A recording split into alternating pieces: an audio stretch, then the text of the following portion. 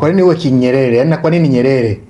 Au kuna namna na Nyerere hayati? Hapana, kuna mimi of course nimezaliwa Nyerere Day. Oh. Ya Nyerere Day nimezaliwa tarehe 14 mwezi wa 10. Alafu babu yangu anaitwa Julius. Oh. Ya kwa anaitwa Nyerere Julius. Ndio jina lako? Ndio jina langu halisi. Nadhani kwenye kutokea kuzaliwa kwenye ile siku ya Nyerere Day ndio maana nikapewa hiyo jina. Oh. Oh. Yeah, so like Julius Nyerere lakini imekuwa Nyerere Julius. Yeah. Big time. Yeah. Okay. Kwa na mimi sikutaka tena kutumia jina lingine ambalo jina hili lenyewe tayari lina status yake.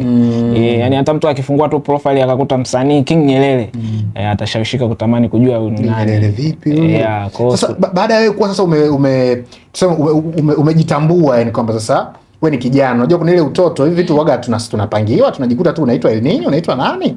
Alafu baadaye kuna ile sasa hili jina langu kwani usingeli twist. Sasa baada ya kuja kukua umejitambua kwamba mimi bwana naitwa Nyerere. Nyerere ndio rais wa kwanza wa nchi. Hakuna kitu ambacho kilikwambia kwa nini mimi nisiwe kama mwanasiasa fulani hivi haije kupata hiyo call. Ndoko ya baba wa taifa. Hiyo nilishaigi fikiriaga, lakini unajua kwenye kila kitu kinajionyesha. Of course mimi nikiangalia jina langu kwenye kile talanta ya kwamba nikisema elimu inakuwa inanipita kushoto kwa sababu ina double cross hivi, kwa hiyo nikasema it's okay kwamba kama inakuja kwenye ina double cross. Nikasema kama tayari huku upande wako nakuwa naona ili jina langu siwezi kulinani vizuri, basi ni fight katika sehemu ambayo nakuwa najua hii hapa nikifanya kweli watu wataamini kwamba huyu kweli anaitwa Nyerere. Sasa kwa nini double cross? Yaani ushaona kwamba nikijiangalia mimi hapa Mr. Boy. Pia nishike upande wa pili. Mimi naona ask you question kwa sababu mtu yote mwingine ambaye akikusikia huko nje hawezi kuwaza haraka kama wewe jina lako ambalo liko kwenye vitambulisho vya taifa ni hilo la Nyerere. Watahisi kwamba ni mtu ambaye umekaa tu chini umechukua jina huko umeamua kulileta kwa ajili ya kuwa msanii au kuifanya kama AKA yako. Je, kuletea shida sehemu yote ile ukaonekana kama una force kutumia jina ambalo sio la kwako alafu ni jina ambalo tayari Tanzania ni very respected. Kwanza kabla ya kutumia jina la King Nyerere nilikuwa natumia King Kibiti. Sasa katika pita zangu kila nikienda labda kwenye media zingine labda nafanya kipindi mtu unakuta pale anakuambia kwani wewe jina lako kamili ni nani? Unapokuja kumtajia Nyerere ndo anakuja kuambia sasa kwa nini wewe utumie hii King Kibiti? Inaanza kumfanya mtu tena anaanza kusema huyu nani mpaka nani? Kwa nini usitumie hili jina lako tayari ambalo lina hata fans kidogo, yani mtu atakiona tu jina lako atasema kweli huyu hivyo. Kwa hiyo nikajaga kuchange, lakini baada ya hapo hivyo tu nikaendelea kusema basi hili jina lenyewe linakuwa lina mapokezi mazuri. Hivyo. Sasa mwisho wa siku lakini jina lako. Unajua katikati hapa kama unakumbuka kuna mjomba wetu mmoja wenyewe tunamuita mstaafu. Mstaafu naye aliambia jina langu situmie bana. Ndio maana nimemuuliza hajai kumletea shida. Kuna namna. Lakini sasa ikashasema ni la kwake. Haina noma. Sawa, tumesikiza track mbili. Ile ya kwanza inaitwa One Day Yes. Ndio. I don't know. Lakini mimi ili ni upende muziki lazima sound ile beat inivutie. Alafu baadaye ndo nitakusikiza umeimba kitu gani. Unataka kusema regardless ni kizuri au kibaya.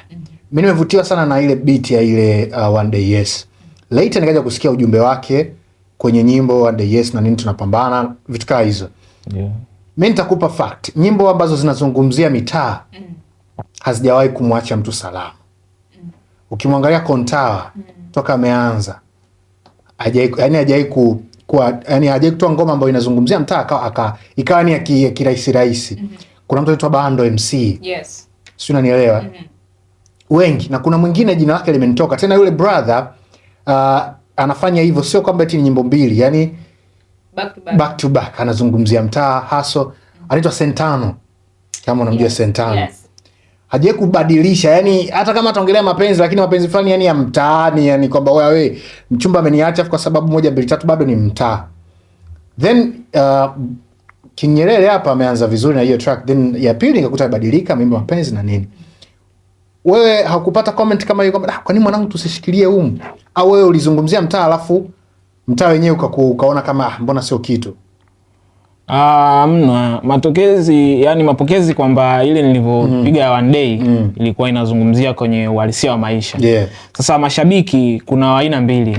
Kuna mwingine ndio yupo kwenye masuala ya mahusiano, mwingine ndio yupo kwenye masuala ya kuhaso, ya umeona kwa sababu vile watu wote ni mashabiki zangu, nikataka niwape kila kitu, mtu ambacho anakuwa anajua hapa niko nasimamia kwenye hii engo hii. Msanii bora kwako ni msanii mwenye sifa gani? Msanii bora mwenye sifa gani? Kwako wewe. Msanii bora ni msanii mwenye sifa gani? Mwenye uandishi mzuri, melody nzuri. Hivyo tu yani. Akiona vitu viwili hivyo basi ni msanii. Kwa sababu mimi naona mtu akiwa na ile melody. Unajua melody ndio inayomfanya mtu anakuwa hata kama ajui ile nyimbo imeimbwa nini, lakini akisikiliza tu unasema hii kali. Na ule ujumbe na uandishi wake ukija kusikiliza unakuwa unajua kweli huyu msanii. Wewe unaandika unaandikiwa?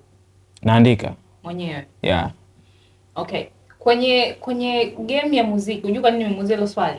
Kwenye tasnia ya muziki, ili inawezekana ikawa swali rahisi sana, lakini ni swali gumu kwa sababu nje ya uandishi na melody, it takes a lot kwa msanii kuwa msanii mzuri. So kama kwako unadhani msanii mzuri ni msanii ambaye anajua kuandika na mwenye melody kali, unadhani hivyo tu ndo vinatosha kwa yeye kuja kuwa noma? No, kuna baadhi ya vitu vingine labda connection ambapo kwako sio priority sana. Mna vipo, lakini sasa nimesemea hivyo vitu ambavyo nakuwa naona viko mbele zaidi ya vitu vingine. Vilivyoko mbele maana yake ndio priority. Ndio. Vilivyokaa nyuma sio priority. Yani si vipo lakini yani si. Hebu tuambie hivyo ambavyo sio priority ili sisi tukusaidie kama vinatakuwa vikae mbele au tuendelee kuviacha nyuma. Kama tukitoa melody na umesema nini na uandishi. Nitaweka muonekano. Hapo nitaweka tena so vingi sana lakini. Sawa. Melody, mbona mchaikarabe melody? Melody, uandishi mkali, muonekano, si ndio? Ukikaa na brothers ambao waliwahi kuwepo kwenye huu muziki, lakini pia ukikaa na brothers ambao wapo kwenye muziki waliowatangulieni nyie generation fulani hivi, watakwambia huu muziki wanavyoufanya na lifestyle yao, vitu vingi sana ni vya uongo. Watakwambia hata fedha wanazotamka wanazipata pia sio za kweli. Wewe ukikutana na hizi comment, ukikutana na watu ambao unawatazama hivi kama siku moja niwe kama fulani anasema vitu kama hivyo, inakukata au inakufanya useme ngoja na mimi niende nikathibitishe. Unajua kuna ile unaambiwa bana iko kinyesi, lakini ndio unafanya kweli kinyesi. Kaka unalamba unanusa unanichanganya. Unalamba ili uamini kwamba ni kinyesi. Ndio namuuliza yeye naye anakuwa kama hivyo kwamba mpaka nilambe ile kweli kinyesi. Au unaona bana liwalo naliwa. Hapo hiyo muda mwingine unajua mtu akiwa anaongea kitu kama akija kukuta bado kwanza utakuwa hauamini. Wewe utaamini kwenye kile kitu ambacho unakiamini na unachokifanya. Ila labda kikishakuwa kimekutokea ndo utasema kumbe hata ile alisemaga kumbe ndo iko hivi. Ila wewe uachi hata kama utasikia hizo story. Sasa hapo hapo kuna mawili hapo. Umeona? Unajua kuna ile uongo wa faida na ule uongo wa hasara. Kuna uongo mwingine unaweza ukautumia kupata kitu kizuri zaidi au na chenye maendeleo kupitia ule uongo uliotumia.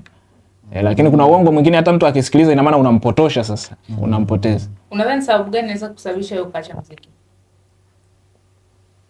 Sababu ambayo inanifanya nitaweza kuacha muziki. Inaweza kusababisha wewe ukaacha muziki. Kwa sasa bado sijawahi kuona kwa sababu ndo kwanza na haso.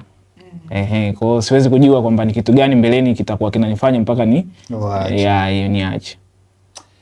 Basi sisi bana kazi yetu ni moja tu. Unayo track mpya ambayo umekuja nayo. Nafikiri it's time uitambulishe, tuisikilize. Alafu kwa sababu na yetu pia umetutupa mkono, turejee tumalizane na track mbili zilizobaki, lakini pia tumalizane na wewe. Time ndio hii hapa, itambulishe track mpya twende tukaisikilize. Watanzania nimewaletea kazi yangu mpya inaitwa Sisemi. ya ipo kwenye all digital platforms zote. Ya ukiingia pale YouTube ukiandika King Nyelele. So nilikuwa tu naomba support yenu, subscribe, comment kwenye sehemu ya ushauri. Yani hivyo tu, yani support yenu ni msingi sana, kwa maana mafanikio yangu bila nyinyi hayawezi kuwa yakafikia malengo. Baraba saa HK, fanya ambavyo inatakiwa ifanyike. Hapo inasoma dakika ngapi?